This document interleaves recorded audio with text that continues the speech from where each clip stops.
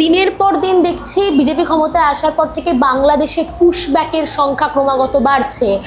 এই সম্প্রতি একটি ঘটনা ঘটেছে, সাইদা ফকির, তাকে বাংলাদেশে পুশব্যাক করে দেওয়া হয়েছে। কোনো রকম তার তথ্য নথি কিছু দেখাই হয়নি। তার পরিবার অভিযোগ করেছে, ইতিমধ্যে হাইকোর্টেও সেই নিয়ে তারা পদক্ষেপ করছেন। এই যে পরিস্থিতি, পুশব্যাকের পরিমাণ বাড়া, কেন এই ঘটনা ঘটছে? কনফিডেন্সটা বেশ লো দেখছি। রিসেন্টলি টেস্ট করিয়েছো? হ্যাঁ ডাক্তারবাবু, প্রি টেস্টের পরের দিনই করিয়েছি। ও, তুমি মাধ্যমিক দেবে?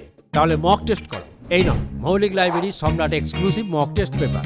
এতে পাবে প্রতিটি বিষয়ে অধ্যায়ভিত্তিক গুরুত্বপূর্ণ নমুনা প্রশ্নপত্র, ইংরেজি, গণিত ও আনসার লেখার বিস্তারিত টিপস, আর প্রতিটি সাবজেক্টের এক্সপার্ট ওপিনিয়ন, যা তোমার কনফিডেন্সকে ফিরিয়ে আনবে মাধ্যমিকের আগে। সম্রাট এক্সক্লুসিভ মাধ্যমিক মক টেস্ট পেপার, এক্সামের কনফিডেন্স বুস্টার। শুধু এই একটা বিচ্ছিন্ন ঘটনা নয়, যে সমস্ত সংখ্যালঘু মানুষ বিভিন্ন রাজ্যে কাজ করতে গেছে তাদেরকেও বাংলাদেশি বলে বিতাড়ন করা হচ্ছে, নির্যাতন করা হচ্ছে। তো কাজেই সংখ্যালঘু সম্প্রদায়ের উপর একটা আক্রমণ সার্বিকভাবে শুরু হতে আর একটা সম্ভাবনা দেখা দিয়েছে। তো তারা ভারতবর্ষের অবিচ্ছেদ্য অংশ, ভারতবর্ষের গণতন্ত্রে তারা অংশীদার। কাজে সেই লড়াইটাকে একটা সংখ্যালঘু লড়াই না ভেবে গণতন্ত্রের উপর আঘাত হিসাবে দেখে আমরা সেই লড়াইটা লড়তে চাইছি। সংখ্যালঘুর ওপর আক্রমণ যেটা আপনিও বললেন, সেটা কি কোনোভাবে তাহলে একটা রাজনৈতিক কৌশল? অবশ্যই রাজনৈতিক কৌশল, কারণ যোগী আদিত্যনাথ বলেছে আমার 20% প্রয়োজন নেই। এখানে আমার যিনি আজকে মুখ্যমন্ত্রী, তিনি একসময় বিধানসভায় দাঁড়িয়ে বলেছেন যে আমরা ক্ষমতা এলে চ্যাংদোলা করে বাইরে ফেলে দেবো। কাজেই তাদের এক্ষেত্রে তাদের ভূমিকা তো অত্যন্ত পরিষ্কার। আমরা তো সেই ব্যবস্থাটাকে রুখতে চাই, বদলাতে চাই, মোকাবিলা করতে চাই, সকলকে নিয়ে লড়তে চাই। বিধানসভা স্বাধীনতার লড়াইটা তো সবাই মিলে লড়েছে না? যেমন রামপ্রসাদ বিসমিলের ফাঁসি হয়েছে, পাশাপাশি আশফাকুল্লার ফাঁসি হয়েছে। যেমন হুকুমচাঁদ জৈনের ফাঁসি হয়েছে, মির্জা মনির বেগের ফাঁসি হয়েছে। যেমন নাহার সিংয়ের ফাঁসি হয়েছে, আহমেদ আলী খানেরও ফাঁসি হয়েছে। ভারতবর্ষের 3টে খুব উল্লেখযোগ্য ঘটনা, একটা হচ্ছে যে প্রথম যে বিদ্রোহ, সিপাহী বিদ্রোহ, তার নেতৃত্ব দিয়েছে বাহাদুর শাহ জাফর। ভারতবর্ষের প্রথম যার কালাপানি হয়েছে তার নাম মৌলভী আলাউদ্দিন। আর স্বাধীনতার পরে প্রথম যে শহীদ হয়েছে কাশ্মীরে নৌসেরা সীমান্তে, তার নাম ব্রিগেডিয়ার উসমান। এই অবদানগুলো তো ভোলা যাবে না। বিধানসভায় যেমন বিভিন্ন পরিস্থিতি আমরা দেখতে পাচ্ছি, সেখানে রাজনৈতিক একাধিক পরিস্থিতি চলছে, বিতর্ক চলছে, দ্বন্দ্ব চলছে, পাশাপাশি পার্লামেন্টও আমরা দেখতে পাচ্ছি। এই যে রাজনৈতিক দ্বন্দ্ব, সেখানে কি কোথাও গিয়ে আজ সাধারণ মানুষের কথাটা বঞ্চিত থেকে যাচ্ছে? হ্যাঁ, সাধারণ মানুষের কথাকে যাতে তুলতে সুযোগ না দেওয়া যায়, তার জন্য তো এগুলো হচ্ছে। গাজিয়াবাদ স্টেশনে একটা খুব ভালো স্লোগান দেখেছিলাম যে রোজি রুটিকে লড়াই কো দাড়ি ওর চটি মে ঘুমা দিয়ে হয়। অর্থাৎ দাড়ি আর চটি লড়াইটা থাকলে পরে রুটি রুটি লড়াইটাকেও লড়ার কথা মনে করতে পারবে, সেই খেলা হচ্ছে।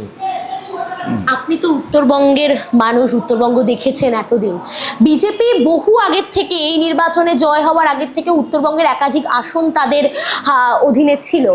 কি মনে হচ্ছে, কি কি পরিস্থিতি ওখানের এখনো উন্নয়ন প্রয়োজন, এবং বিজেপির ওখানে ভূমিকাটা এখনো পর্যন্ত কি আশাজনক? উত্তরবঙ্গে যে 2-3টে দাবি আছে, যেমন গোর্খাল্যান্ডের দাবি আছে বা উত্তরাখণ্ডের দাবি আছে, এই যে দাবিগুলো আছে, কিছু মানুষ মনে করেন যে বিজেপি ছোট রাজ্যের সমর্থক, কাজে বিজেপিকে আজকে ভোট দিলে কালকে হয়তো আমার দাবি মিটতে পারে। ইলুশন কাটতে একটু সময় লাগবে।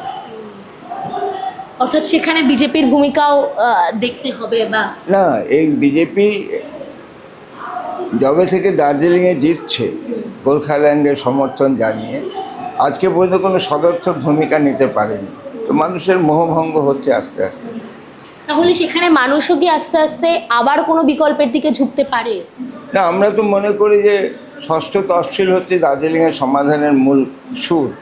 সেটা সেখানে আমাদের যদি সুযোগ আসে আমরা সেটা লাগু করবার চেষ্টা করব। চা বাগানগুলোর সমস্যাও এখনো পর্যন্ত যে তিমিরে ছিল সেই তিমিরেই রয়ে গিয়েছে, সেখানে শ্রমিকরাও রীতিমতো বঞ্চিত। হ্যাঁ, প্যাকেজ একটা ঘোষণা করেছে, কিন্তু মৌলিক সমস্যা সমাধানের কোনো উদ্যোগ নেয়নি। ফলে যে সমস্যা আছে সেটাই থাকবে। আজকে প্রায় 22-23টা বাগান বন্ধ আছে। আমরা পঞ্চায়েতি রাজ সেখানে শুরু করেছিলাম বলে অনাহার মৃত্যুটা বন্ধ হয়েছে। হ্যাঁ, কাজেই উত্তরবঙ্গকে গভীরে দেখবার মতো নেতৃত্ব এখনও পর্যন্ত আমি যতদিন ধরে পরিবর্তন হয়েছে তত কোনো দলের মধ্যেই দেখিনি। আর দ্বিতীয় কথা হচ্ছে যে উত্তরবঙ্গের প্রতিনিধিদের কখনোই বন, তপশিলি দপ্তর এগুলো ছাড়া অন্য কিছু দেওয়া হয় না।